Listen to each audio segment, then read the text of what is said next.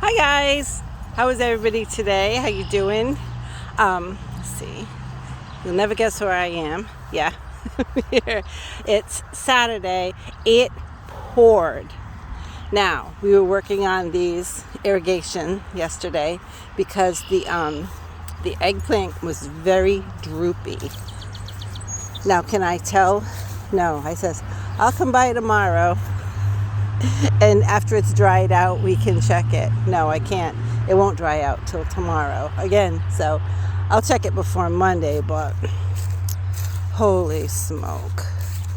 But with the rain that we had, it would take them a little while to perk up. So hopefully we did find what seemed to be like maybe a clog of maybe some silt or something that may have dried in the irrigation tape that we use.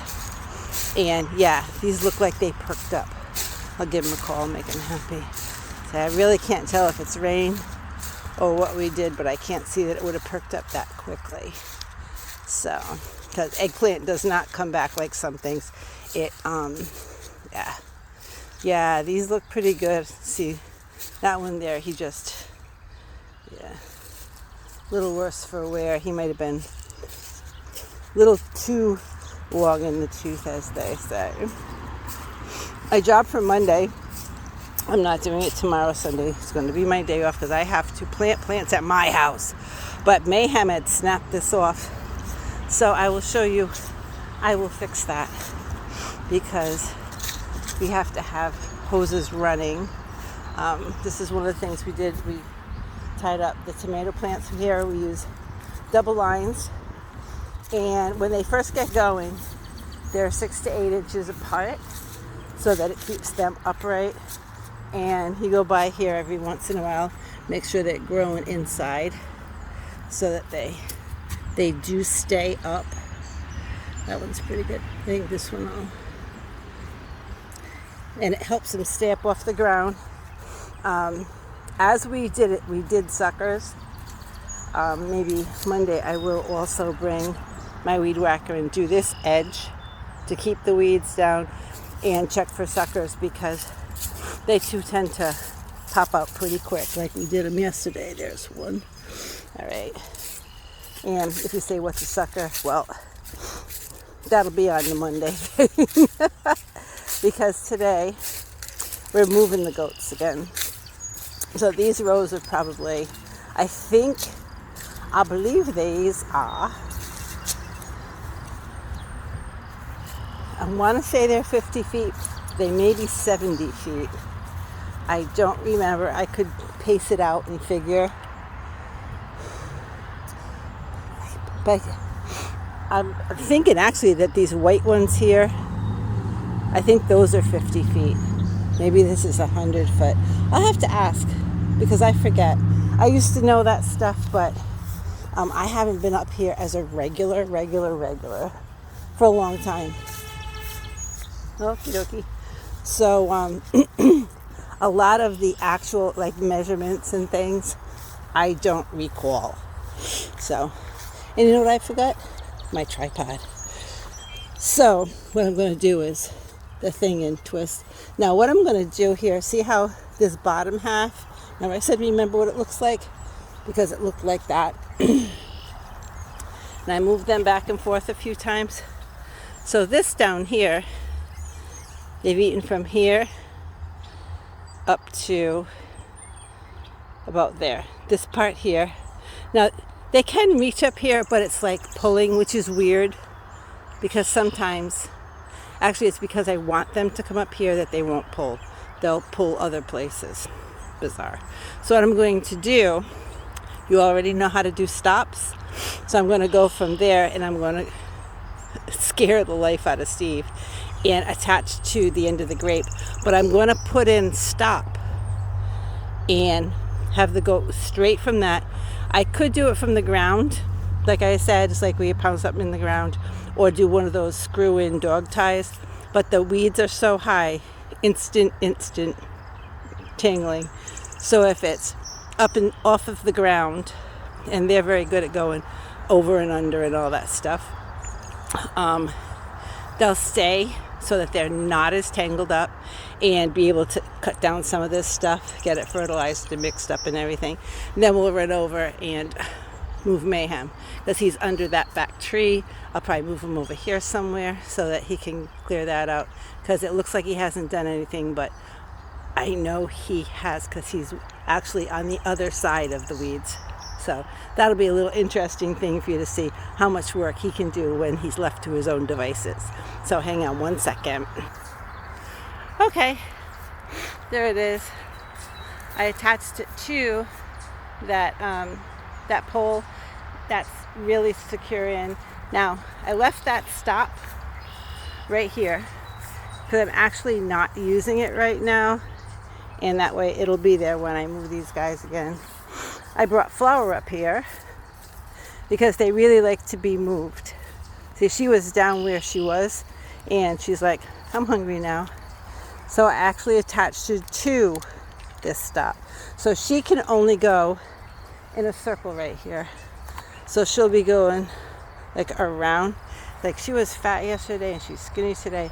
And my goats have always done that. I don't know why. I'm going to get ridiculously skinny overnight. But if you look in the back here, he did a good job. Look at this. He's on a really long run. And this, I don't know, I call it wild rhubarb. I don't know what it is.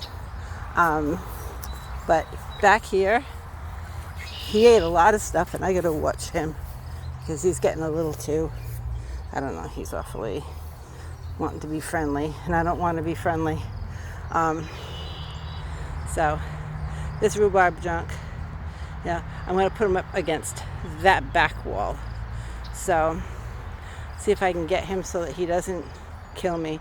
I have to find something for those horns, because especially in the morning he wants to run and play, and I hate to tell you, buddy, I don't want to play with you.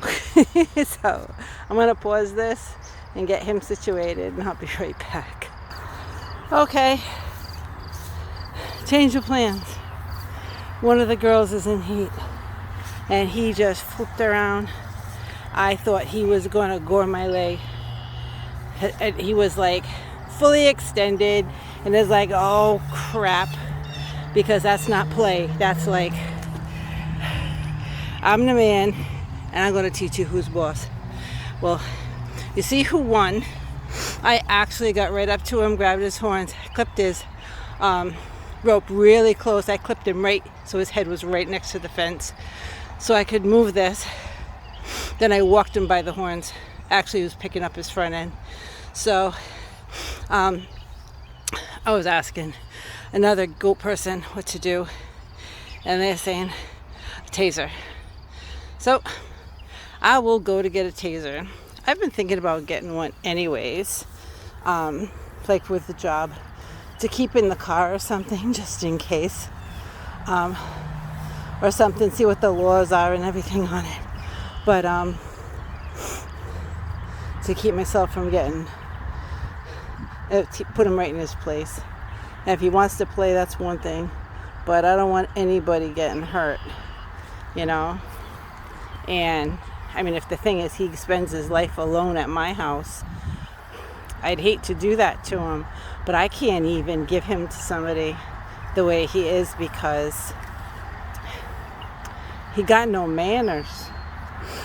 When he was little, he did, and I've heard it from everybody, but as soon as the girls get remotely, and I don't even know, it could be deer, it could be anything that's in heat, I don't know, because the girls don't seem like they are. Or he could just be, I don't know. But I think it's time for a taser. The guy who told me, he said that his hit too, and his wife was so afraid of their buck, he was going to just put it down. And he was told, get a taser. He just straightened that right up. It's like, all you have to do, they get zapped once, and all you have to do is walk near them and make it crackle. The crackle sound says, even if it's on your phone, just Google taser sound. Once they get zapped, because goats are smart and they remember. So she'll be happy up here. And let's see. As far as maintenance, they've all been wormed. Deer don't get in here, so I'm not worried about deer worm. I was telling you about asparagus. Here you go. This is what asparagus turns into. So if you have a flower bed or some kind of something, this is not as full.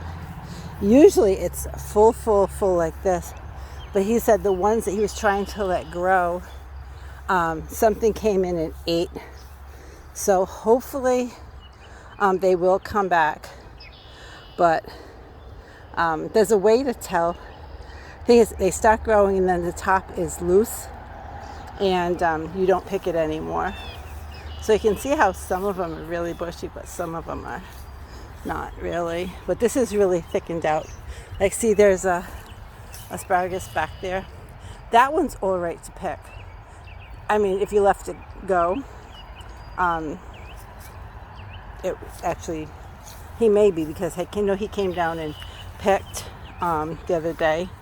So, but once they go, you just let them. So all these fronds, these little things are, they're turning into, I can't see if the flowers are here yet because I have my glasses on. But yeah, these are going to be the flowers. And then there'll be the bees and the bugs. Something's over here doing the happy dance. It is bumblebees. Look at that. He's got so much pollen on his sacks. Can you see him? Oh, I hope you could see him. I thought there were two of them doing like the happy dance, but no, he's just loaded up with pollen, bright orange pollen. So that's awesome. That's all your pollination. So that's a lot of times we have weeds, we let the weeds go. Some of them around here are really pretty. Let's see. I really like the flower of vetch. This is vetch. It builds nitrogen in your soil. You know, the bees and everything like it. Isn't that pretty? The color is beautiful, but it's unwieldy. It's messy. It gets, as you can see, all tangled up. So, but it's pretty and it's really, really good for the bugs and bees and all that stuff. This white, I used to know what that was called. Can't think of it offhand. And there's a little yellow one up the top of the hill. And I can't think of what this is.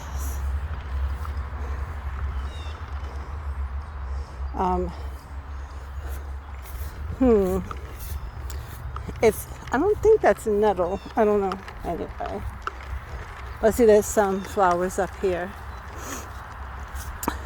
And some of these are behind this little fence are some of the perennials that they're put in, rested and let set. So they have the extras for the plant sale. There's two rows. See, there's a row back there too.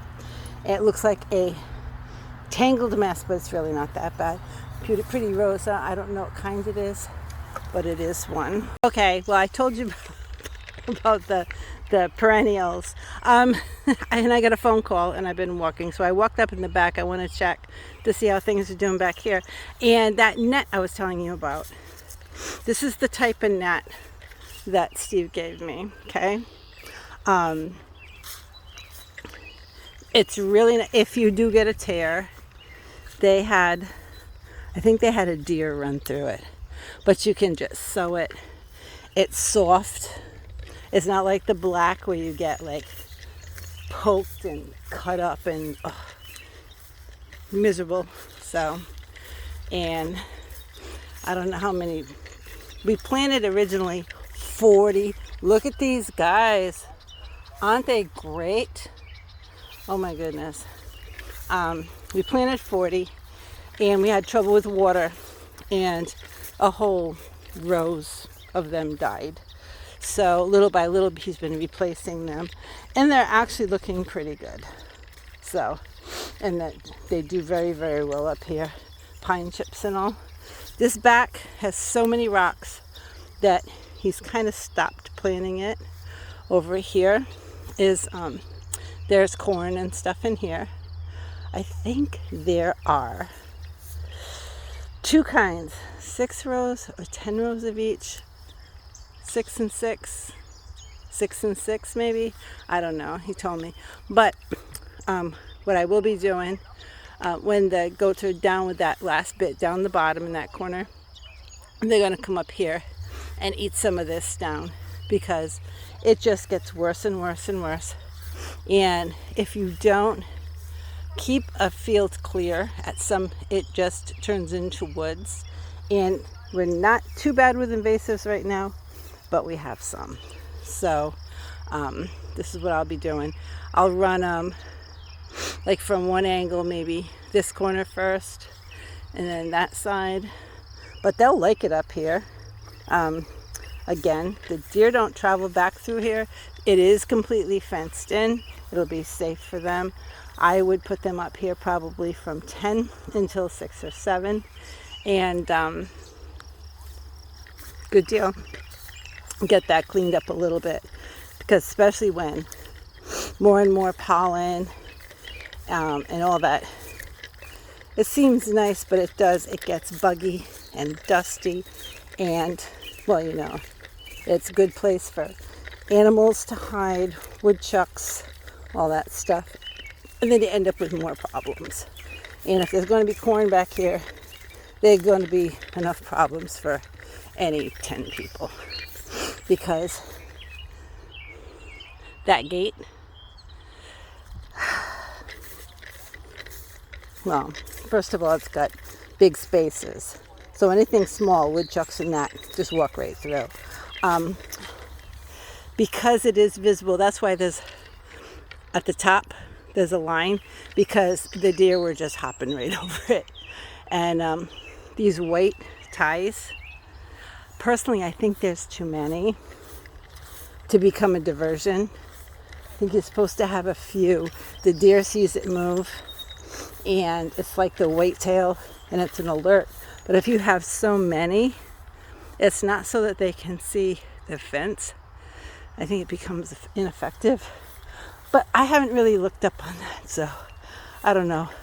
Oh, my knee is really, really acting up today. It's very swollen. But remember when I did the toothpicks? Here we go. They're starting to be clipped up. These are the clips we use. And I have a bunch. I'm going to bring them some too. But you put the clip around the string, and then that goes around the stem, causes no damage. The plant can grow without a problem, and back here it's not such a surprise. There have been tomatoes back here for quite a while, but I'll tell you, down on the hill, down at the bottom, it was such a surprise to see them. So, these traps, I think National DEM or something puts all traps around. They collect in, let's see, they collect mosquitoes, they collect bees, they collect all kinds of weird stuff. But see, if that's not cleaned out, this originally was a little tree farm for city trees, and the girl got sick and stopped taking care of it. So we can't really do anything back there because it's not part of our property. But that's what happens. And it's just going to take over. That is not a planted tree. That's a weed. That thing right there is a tree that just decided to grow. Because what they were growing up here were those, what are they called? Flowering pear, I think. The ones that they use in the towns because they clean the air. It's one of the best trees for cleaning air. And they have those little white flowers. Some people think they're a nuisance. I think they're pretty. I like having trees around. And I mean, it cools everything down, does a great job. We have one giant tree. when you're coming on the way in here. And it really needs some help. I was telling him maybe we could, the guy who did my tree and he does some work up here, maybe he could trim it a little bit, take some of the weight off of it, and we could dump a whole bunch of goat poop around the bottom and give it some food because of where it is. TJ, Cindy, what? And very good. Oh. Wait. See, high security. Okie dokie. Where'd Cindy go? Cindy! When I get to the car, I'll just beep if she doesn't come. Because up there she is. Yeah, you didn't come. Guess what? Now I have to open up the door again. Come in. Come on, Sin. Good girl. Yeah, it's nice and cool today. You can run. Good girl. I don't know if I mentioned this. She has a brain tumor. It's affecting her. It must be on the right side, but it's affecting her eyes. I kind of think it affects her hearing too, or else she's just old and her hearing's going. It's kind of odd, but her eyes do not, it's like they're always dilated. They don't constrict. So if it's really bright out, she can't stay out long. She'll be out and she'll walk around a little bit and then she'll just go lay in the shade and close her eyes. I feel so bad for her. I have eye drops to give her and stuff, because with brain tumors and head injuries, it's quite often your eyes don't close all the way when you're sleeping. So she wakes up with her second lid is very, very dry, and sometimes you can see it's only half closed because it's just like stuck. And she just lets me sit there. She'll just sit there and look up. Let me put drops in it. So back here is peas and stuff. We'll go for a walk another day back here because my feet are getting wet and that is coming. So I don't want to be out here if I hear lightning or anything. So we'll take a walk back here because also the most magnificent holly tree in the world is back here. But that's the tree. I was saying it'd be nice if he could trim that, because you can see where it's really, it's supporting an awful lot. The tractor goes right by here, so it's tough on these roots, exposed. It's not watered, it's never fed. If you look at the bark, it's actually a sugar maple, and it's mislabeled. The Conservancy mislabeled it. They have it as a Norway maple. It's not. It's a sugar maple. And let's see. Gotta get that the creeper from growing up there, because that will strangle. But you can see where they've cut, and it's got that hollow because of drought. So, and you can see where it's starting to tip. It seems like it's tipped more now than it has. So that's probably not a good thing. And if you look up, there's a lot more weight on this side, and it's going way out. But on a hottest day, you can stand under here and it's 10-15 degrees cooler. It seems like it's like walking into a refrigerator. It's so dense, and like, it's beautiful.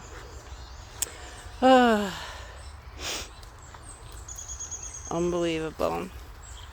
This is the one little cool area. I would like to, somewhere around in here, and make this one of the picnic spots, because our tables are really out in the sun. Maybe that's a old sandbox. Maybe in there, clear it all out, because on a hot day, there's nothing like it. Absolutely nothing like it. So anyway, I'm going to get a move on and try to beat the rain And hope everybody has a good day. Remember, try to do something nice for somebody, help somebody, do a little something that they didn't expect, make their life easier. It'll come back to you 1,000-fold, I promise. All right, so take care, have a good day, and until next time, bye.